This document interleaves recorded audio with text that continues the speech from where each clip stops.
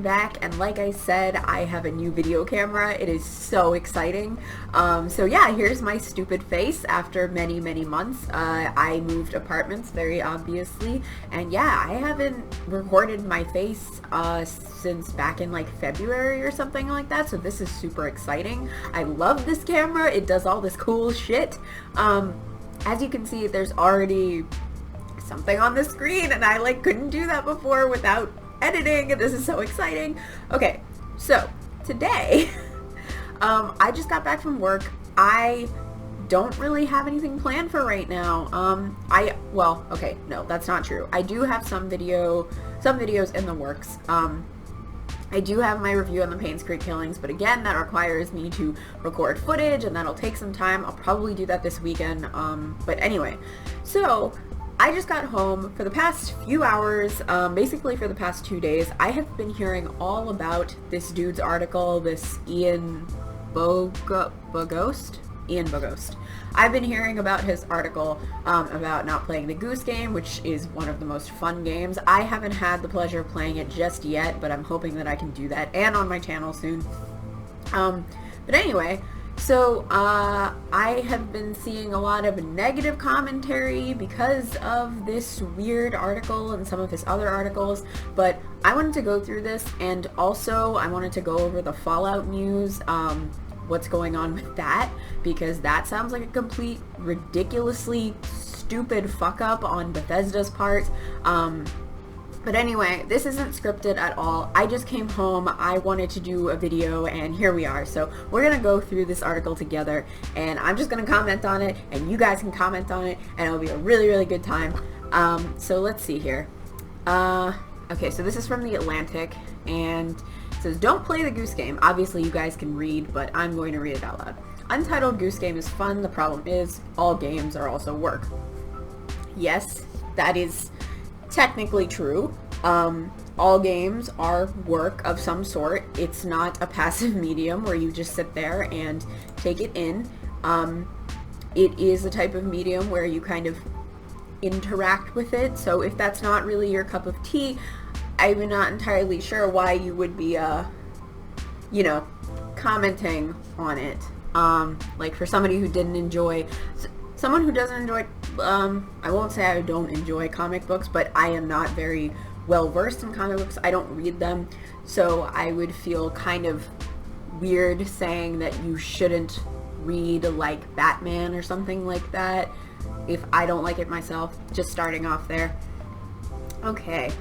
Like games, geese are notoriously annoying. They're brusque. I've heard that word been said brusque as well, but I'm gonna say brusque. They're brusque, clumsy, and territorial. If you are a person and what appears on your country estate, the advice recommends avoiding engagement and standing your ground if it charges. Show the goose who's boss. A recent, hugely popular video game, Untitled Goose Game, stages this conflict. For some reason, it turns out to be familiar to everyone, even city slickers who have never seen a goose in person.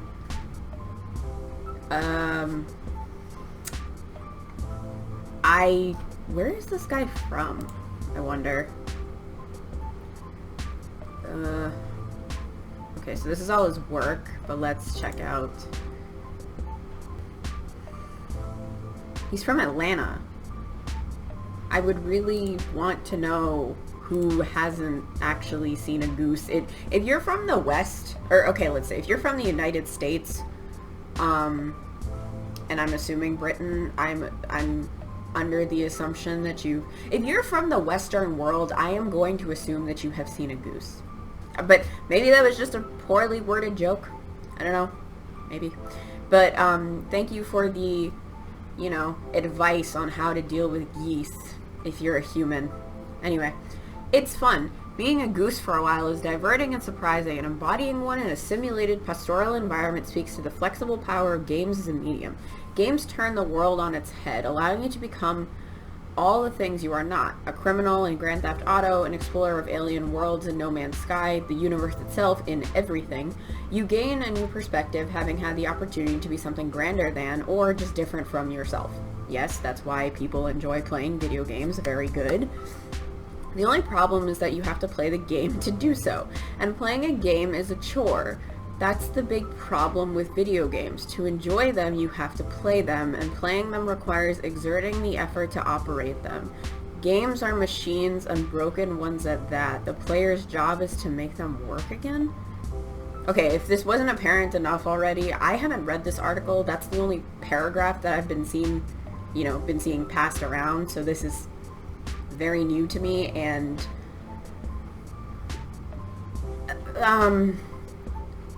I'm extremely puzzled as to why this guy chose to write this article. Like, there's so much wrong here, and I don't know how far in the article we are, but I mean, just replace the word video games with anything else. Oh, let me tell you how exciting it is to read a comic book. But the problem with reading a comic book is that you have to read it. So, okay, let me, I guess, stop my judgment until we go on with the article. Yeah. Untitled Goose Game became a massive surprise hit and a meme in the months since its release. It did so in part by offering a counterintuitive way out of the quandary of gameplay's fundamental aggravation. Someone has to play the game, but that someone needn't be you. It might even be more fun not to play the game than to play it. Untitled Goose Game is a game about work's ubiquity in the guise of a game about leisure's frivolity. And like all labor, the best way to get it done is to farm it out to others. Let the memers honk their geese so you don't have to. So this seems like he's just advocating that it's more enjoyable to not play the game yourself. It's more enjoyable to like watch someone play it or like enjoy the memes that come out of it, which, yeah, a lot of people choose to watch Let's Plays than, play the game themselves, the game themselves, for a variety of reasons, but I don't know if it's, I mean, I can't claim to know everybody who plays video games, but for me, it was mostly that I don't see myself spending that much money on a specific game, so I would rather just see the gameplay through someone else's work, and that way I could judge for myself if I wanted to experience it myself, because obviously it's a different experience entirely between me watching somebody else play it and me playing it myself. But I guess he's just saying that you shouldn't even bother to play the game, just watch someone play it. Gameplay, the work of working a game, is fundamentally irritating, at least in comparison with other media forms. It's easy to pass the eyes over the pages of a book or to bathe in waves of image and sound at the cinema or in your living room. Moreover, these forms skip over the boring parts by editing them out. You don't have to watch a character traverse the stairs, sidewalk, subway, and elevator to get home from work. But in games, you are the character, and thus you must pilot him, or her, but usually him, through every detail that the simulated world demands. Role-playing gamers sometimes talk about grinding, completing boring, repetitive tasks to advance their character's abilities in order to make progress, a term that exactly mirrors the drudgery and toil of labor.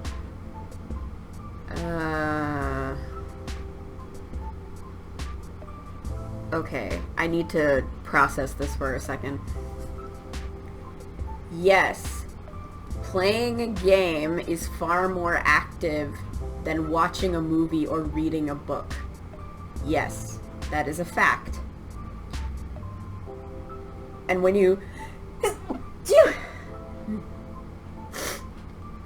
this guy says that they're boring, okay, wow. He just said a couple paragraphs ago that it was fun and exciting to live in this world and be this person that you can't usually be. And I can say for myself, and I'm sure a lot of other people, that some of the most fun parts of playing a video game are like the tiny details, like walking up the stairs, or what the hell ever else there is in here. Walking up the stairs, taking transportation within the game, just being immersed in the game's world. I think we can all kind of agree that that's the thing that gets you into a game. Like, people, I, like myself included, I love games that immerse you into them. I don't really want to feel like, oh, I'm playing a video game. I'm fully aware that I'm playing a video game, but, having really, really deep lore or having like a realistic perspective just does wonders for when you're playing a game. And I think you understand that as well, where it's those small parts where you're traversing the stairs, going on the sidewalk, the subway, whatever, blah, blah, blah. Yes, you have to pilot them through every detail that the simulated world demands, because yes, that's part of it. It's supposed to be an experience. It's not a passive medium. And it's like, what I'm gathering from this article is that this person doesn't fundamentally know what a video game is. It just seems more like it's like he's comparing it to books and movies, when it's like articles like this make me so angry, because it's like you're complaining about something because it just doesn't appeal to you. Like, there's no real argument here other than I don't enjoy this type of medium, so you shouldn't try it. I'm trying, like, I don't get it. Like, people who play video games, they know this. People who don't play video games probably for those reasons. So I'm trying to figure out exactly who his audience is. Is it for people who play games and so that we can all get mad at him? Or is it for people who don't play video games and they can be like, duh, that's why I don't play them. That's why I prefer to watch movies or read books. So, yes, roleplay gamers sometimes talk about grinding because that's part of it. It's like, everybody likes grinding when there's a good payoff in the end. Yes, it makes you feel alive because it's like saying, like, okay, in the mundane boringness of all of our own lives, we go through so much shit, and most of the time there is no big payoff. So it's an adrenaline rush to have this grinding and then finally getting somewhere. It's the appeal of video games, knowing that you're in control of something else and that you can influence a story and you're not just bound by, like, arbitrary things. Like, I find it so futile to write shit like this, because I'm trying to find the point in this and I can't. Like, it's just somebody saying that they dislike this medium. Like, anyway, let's keep going.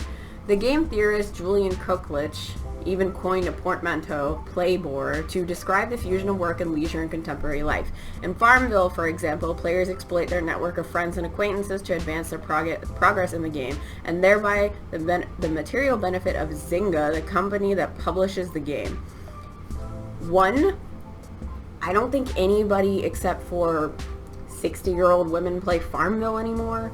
Two, you are in the same article that you write about No Man's Sky and frickin' everything, you want to talk about Farmville?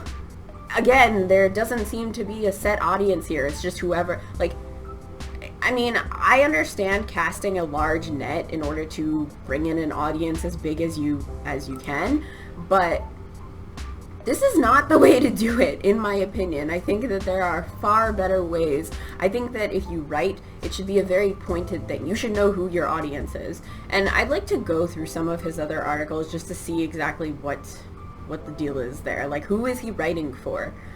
Anyway, in Super Mario Maker, players pay for a software product that invites labor, playing Super Mario Bros. Levels for other owners of the software to play. Playbore isn't just for games either. It also describes the digital economy more broadly. When you post to Instagram or Twitter or Facebook, for example, your leisure, sharing with friends, doubles as unpaid work for social network services which use the results to sow others' leisure. Likewise, when you feel obliged to check work email or Slack at all hours, I don't know what Slack is, you confuse work with leisure until no boundary exists between the two. Yeah,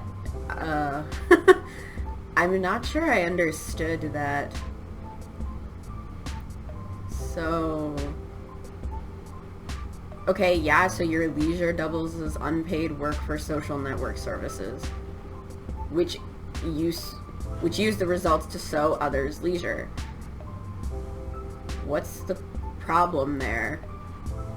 That seems like a pretty cool thing if, you know, you can, I mean, that's essentially what YouTubers do. That's what everyone does. That's what everyone tries to do, is find this line that separates your work and your leisure and kind of blend it so that you can enjoy both. but email is undeniably work, at least, and social media can be construed as interpersonal communication. Games, by contrast, are supposed to be entertainment, and yet they demand toil and leisure's pursuit. The game designer Paolo Pedericini sees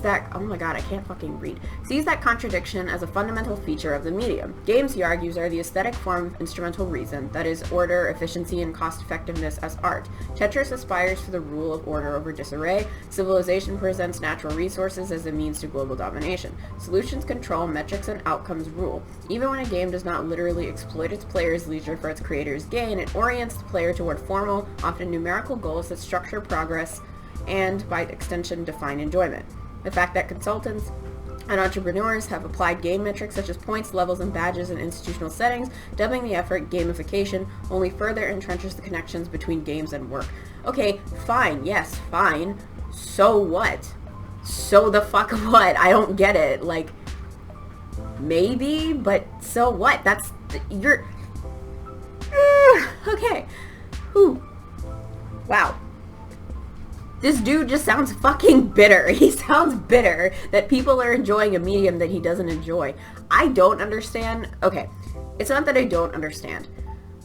I can't buy into the hype around sports, like regular sports, baseball, basketball, whatever. I can understand the sort of fraternity that people find within, being a fan of a team. It's the feeling of being part of something. It's the feeling of being in a place and everybody there is excited about this one thing, and it's so cool. And, I've been in that environment. I've been to a baseball game where, everyone is cheering on that one team, and then it's you against the other guys, and it's a very human experience, and that's the kind of thing that people they crave. So even though I don't enjoy it myself, I can understand why other people enjoy it. This guy just sounds like he can't fathom why people enjoy video games, because the way that he's arguing it is yes, the way that he's arguing it is objective, but it's obviously supposed to be yeah, you should judge people who enjoy video games because let's see. Because they demand toil and leisure's pursuit. Yes, you have to put in a little more effort in order to enjoy a video game, at least most good video games, and gamers can appreciate that. That's why they play them. If you don't enjoy it, no one's telling you that you have to play them. Okay. At first, Untitled Goose Game seems like it might be the answer. What creature could be less concerned with the metrics of human progress than a goose? The first thing the game teaches the player to do is to honk. Over the course of the game, the player will often sneak up behind human characters and squawk at them in torment or diversion.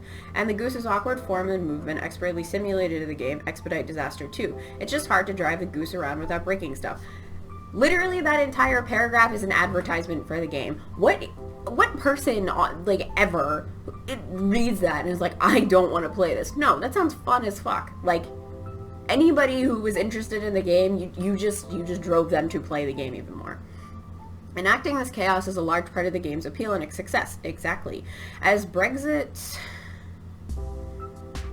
looms, the seas rise and private wealth balloons. What a pleasure it is to upend the sleepy lives of a small band of villagers, to soak the gardener by luring him into the path of his own sprinkler, to move the young boy's toy airplane so that he has to buy it back from the shopkeeper, to trick the pub worker to putting away some tomatoes in order to push a bucket into his head. It's the same catharsis that violent or anti-social games such as Hitman or Grand Theft Auto offer up, but rewritten in the dialect of English pastoral politesse appropriate for all...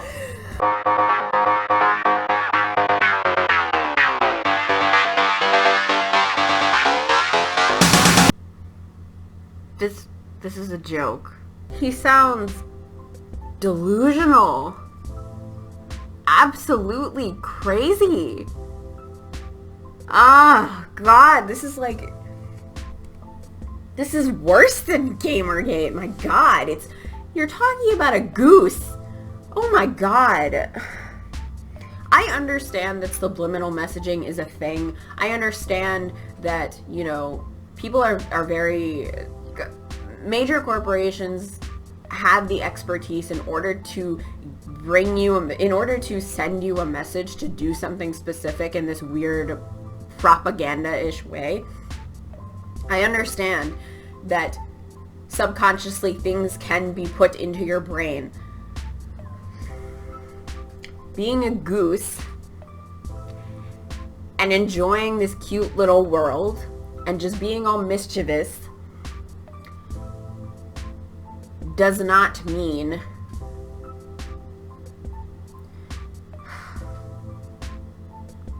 does not make you a bad person.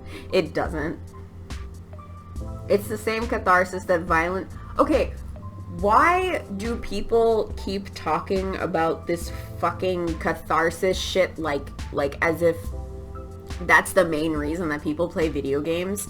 People do not... Oh my god.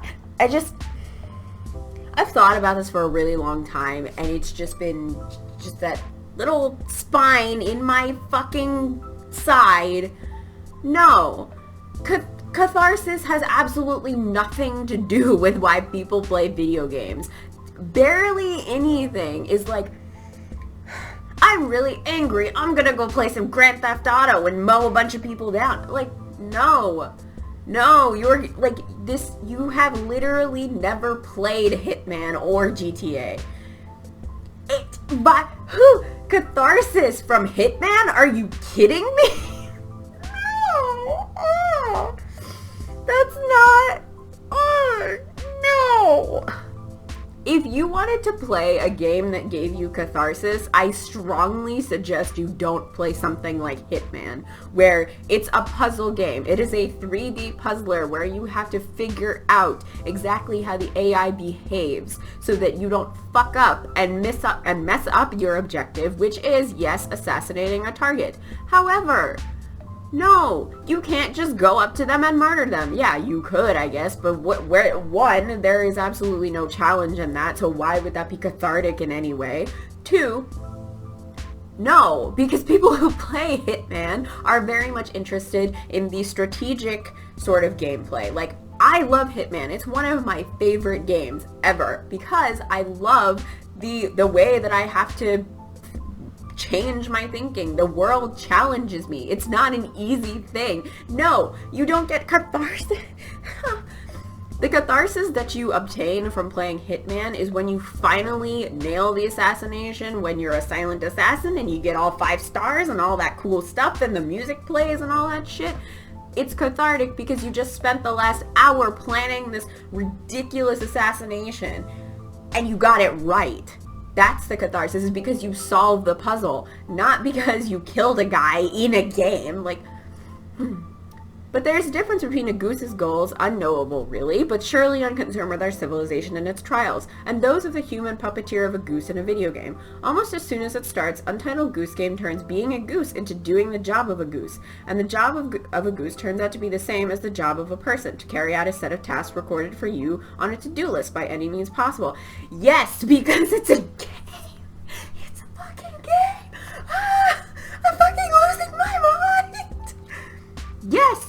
Because it's a video game! Because who wants to play a fucking game with no objective? Why make it a video game then? Do something else. Like, if you want to play a video game with no objective, by all means do that, but it's not this game. He's basically saying, why is the character a goose? Which, would you be any happier if it was a Hitman? Obviously not. It's a video game. Yes, there have to be objectives, just like a board game or fucking anything. How is a story at all appealing if there's no objective to the end? If the main character has absolutely no goal or any ending point, what fun is that? People wouldn't be on board with that, and I think this guy knows that, but he's writing bullshit. I don't fucking know. Okay. Let's see. When you first realize that you're doing the job of a goose, or a person's idea of a goose's job, I guess, the game is still delightful for a time anyway. Then it becomes human work again. The certain sight gag of piloting a virtual goose around gives way to the nuisance of piloting a goose around. The bird's awkward lumber gets in the way of the task it's supposed to make funny, craning the goose's neck to the ground. An act with a dedicated joystick button so requires the careful mechanical precision whose mastery always precedes intention in video games. So, I can at least, even if I might not agree with what he's saying, at least that is a criticism of the game's mechanics rather than the game itself. Like, okay, if you think that, the controls are a little clunky and that it's the way that the goose's model moves just makes it too hard to complete a task, I suppose that's your subjective opinion and that's okay. Yeah, I feel like that's a valid criticism that you can have. People might not agree with you, and I haven't played the game, so I can't say for sure, but okay, fine, I can take this paragraph in stride, fine. The work quickly devolves from curiosity to chore. In each of 4 major village scenes, the player must complete one compound task on the to-do list, stealing a series of picnic-themed items from a garden and bringing them to a blanket, for example, or a pub's place setting components to a table out back. These lists within lists require repetition more than strategy, which is not a bad definition of completing chores. My colleague Kristen Capps worried that the game might endorse furtive evil, crossing over from a lark to a possible civilizational threat, as he put it. The truth is both worse and better. The goose isn't really wreaking havoc, it turns out. The goose is running errands. Okay, and then he loses me again because, you know, it's weird, because if this article were just about the mechanics of the game and how the game works, I mean, I don't think anybody would have a problem with that. Like, you know, they might be like, wow, dude, you're wrong, but they wouldn't think that you were insane or hadn't played the game or something like that.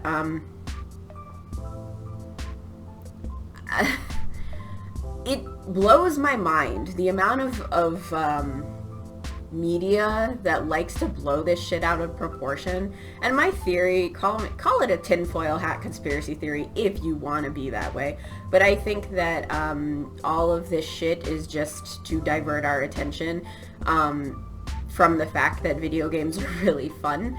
And instead of reading the news, instead of reading this bullshit, instead of listening to the news on the radio, or like instead of listening to NPR, instead of watching CNN or Fox or whatever, it's better for them to demonize video games and other, you know, other instances of entertainment that take away our attention from these sources and these pieces of propaganda. It's, you know, yeah, it has us looking at it, and I guess for some people they'll believe it, but for the most part, I think most of us can see through this, and we know that it's way more fun to play a video game than listen to some dude whine about it and, like, basically not understand what he's saying. Like, if it's like he's trying so hard to scare people. He's like, okay, instead of making a legitimate criticism of a video game that I have played that I don't necessarily like, I am just going to take the entire genre of video games, I don't know, the entire medium of video games and turn them into a source of evil. And we have seen this happen many, many times already, but it's just, the more desperate they become, the more disgusting yet hilarious it is to watch. It's ridiculous. In game design, one way to ward off the pull of efficiency involves stripping video games of the challenges, goals, and tasks associated with playbore. Many 3D rendered virtual environments are interesting enough on their own without gunplay or racing. For the same reasons, tourism or outdoor recreation appeals to people. Games such as Proteus, Firewatch, and What Remains of Edith Finch first earned the derogatory name walking simulators before game creators adopted the term as a welcome name for a genre of environmental storytelling and habitat exploration. Yeah, that's okay, fine, whatever. Sure. Yes, that's what a walking simulator is. It's more that you're experiencing the world than getting to directly interact with it. I don't personally have a huge problem with them. They're not really my favorite. I can understand why some people enjoy it. But it's just not my thing. I've played Firewatch. I've watched the entire story of What Remains of Edith Finch. It's interesting in its own right, and I think it's pretty, you know, it's pretty fascinating the way that they do it, but at the end the payoff isn't really worth it. So I think What Remains of Edith Finch was definitely better than Firewatch in that way, because you already had the expectation that you're just trying to figure out what happened to this girl's family rather than like, okay, you are this guy and you're in the woods. You didn't have any expectation of what was about to happen in that story. So, I don't know. I suppose it's a conversation for another day, but I don't really have problems with walking simulators, and this guy, I guess, is upset about the fact that they have a connotation, that walking simulator has a negative connotation. I don't know. The walking simulator offers one response to the risk of instrumental reason. Remove as much gameplay as possible in order to guard against transforming play into a means for measuring and maximizing utility. Untitled Goose Game exemplifies a different approach. It serves up the usual goals and challenges, but it does so in a way that allows the multitudes of people who encounter the game to skip playing it entirely. Instead, they delegate the effort to a smaller group, which delivers parcels of enjoyment by condensing them into bite-sized memes. Okay. Sure. I suppose that's a fair assessment. Memes are distinct from their origins. This is why the internet can be stunned that Noggin guy is actually Robert Redford, and why we meet the blinking white guy. Who these people are has basically nothing to do with what they are, which is a meme pinballing around the internet, divorced from context. Knowing who Daenerys Targaryen is, a fictional dragon queen from Game of Thrones, if there was any doubt, doesn't necessarily help or hinder the use of the smirking Daenerys meme. Memes are remixes, and taking them out of their original context erases some and sometimes all reference to the material they sample. Memification doesn't necessarily return any spoils to the thing memed. So what? It's like this guy just put in a bunch of different bullet points and then like exemplified, I guess extrapolated on them, but they're not connected. I don't know, this kind of seems more like a diary entry or like just a bunch of word vomit than an actually, like an actual piece on why you shouldn't play the Goose Game. Especially given how fast the internet moves. A meme bursts like a blah blah blah. Okay, a meme bursts like a fruit gusher, delivering its sweet but compact payload instantly. It might please or it might disturb, but either way it ends as quickly as it begins. Eventually patterns emerge. Drake's hotline bling dance, the distracted boyfriend, the smug I hate sandcastles baby on the beach. When customized, these images harden into hammers that strike and crush their subjects instantly. I like this but not that in Drake's case. For this person, this thing is better than that thing for the boyfriend. I am earnestly yet disproportionately upset like the baby. A meme is functionally identical to a cartoon, especially single-frame cartoons as found in The Far Side or The New Yorker. Everything needed to grasp the joke is visible right on the surface. Sometimes it's a riddle, but usually it's a sight gag. The kid failing to get into the Midvale School for the Gifted, or on the internet, nobody knows you're a dog. Good cartoons tend to be wry. They turn the universe at an angle as if it could be held in the hand in order to see it askew. The bleak melancholy Peanuts, as Emily Todd Vanderwerf once described Charles Schultz's strip, airs allegories of the grievances and frustrations that haunt everyone. The beauty of the meme or the cartoon... Oh god, I don't care about any of this. Untitled Goose Game glides effortlessly on the mimetic currents. Its art style is plain. Uninterrupted swaths of pastel yellows and greens create calm backgrounds against which people and geese stand out. The people are evocative but allegorical, faceless gardeners and shopkeepers and tea drinkers, all bathed in the romantic nostalgia of a quasi-pastoral English village. The goose is, of course, a goose, pure white and easily identifiable, clear enough to invite caption, small enough on screen to allow annotation or modification, contrasted with the backdrop so as to be easily cut out and photoshopped into new context. The game's gentle demands impose no requirement to complete its predefined task, allowing patient players to construct bespoke scenes for screen capture. The game's anodyne subject and photogenic appearance make those images and clips immediately appealing, and in the process they spare the majority of Goose fans the need to pick up the controls and operate the game to get there.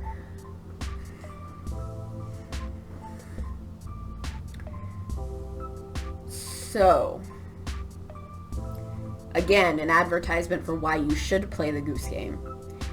And it also completely obliterates the entirety of the previous part of this article, where he's saying that video games require you to do work. It's a reflection of labor. There's nothing about video games that is passive.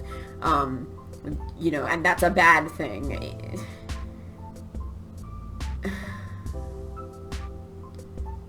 So, okay.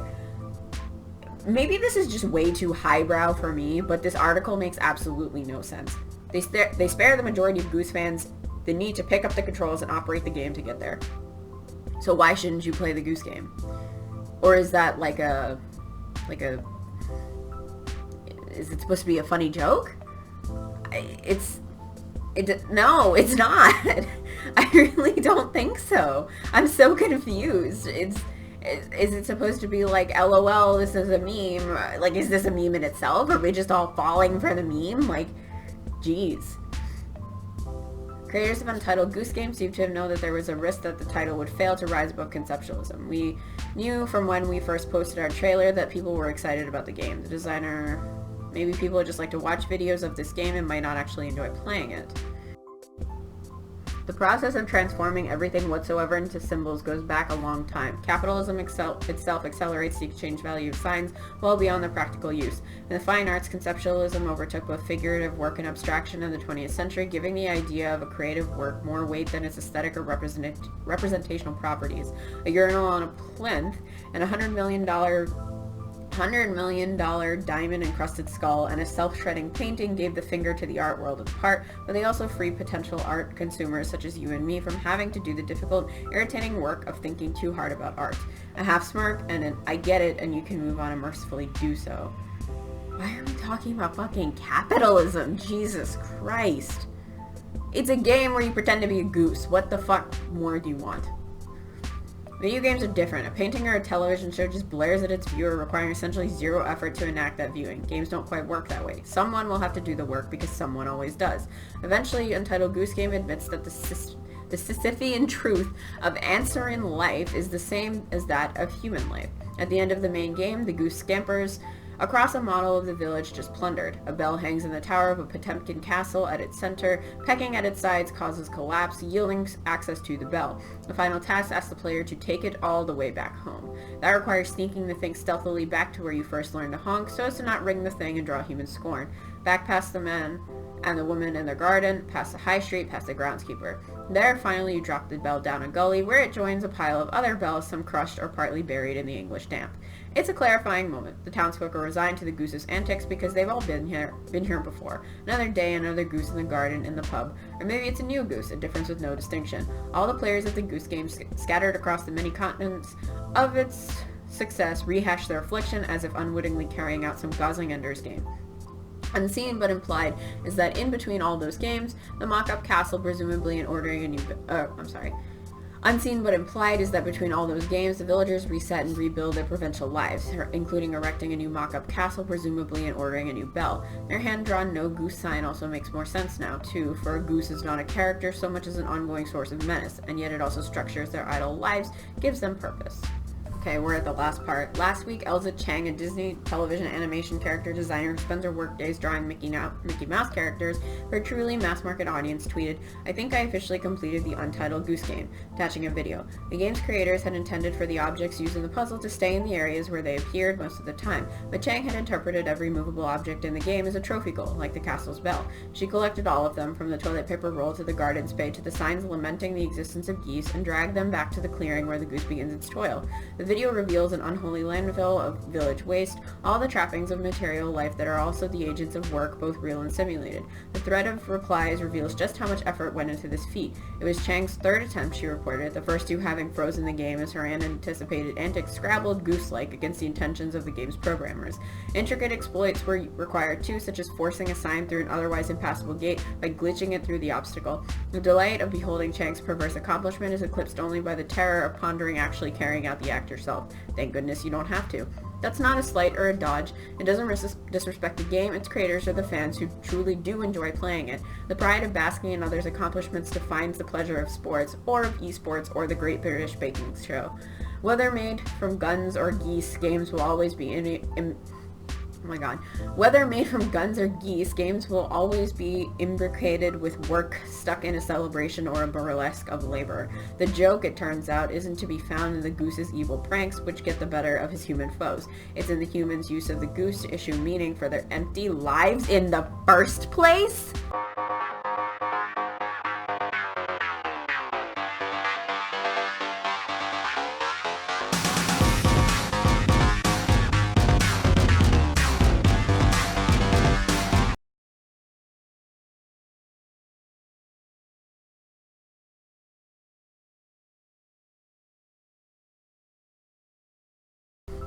Okay, so that was that horrible article. This video has gone on way too long, so I'll probably do another one on the Fallout debacle, but for now, you should tell me exactly what you think of this ridiculous article. I think my video speaks for itself, but I would really, really love to hear what you think. Again, I have been working on a website. I have already posted it on Twitter and on one of my previous videos. You should definitely check it out. I've been working really hard on it. I have got Loping to I've got an interview with Loping on the site. He very graciously agreed to do an interview with me, so I have that there if you guys want to see it. It's very popular on Twitter, which is pretty cool. Anyway, I hope you guys enjoy this video. And yeah, I mean, this was ridiculous. Go play a video game, because seriously, it makes this guy angry, and that just makes me so happy. So, anyway, I hope you have a wonderful day, wonderful night. Yeah, I'm gonna go create another video, and then I'll probably do a little bit of a stream, so if you guys want to join me for that, that would be really awesome. Until then, I will see you guys next time. Bye!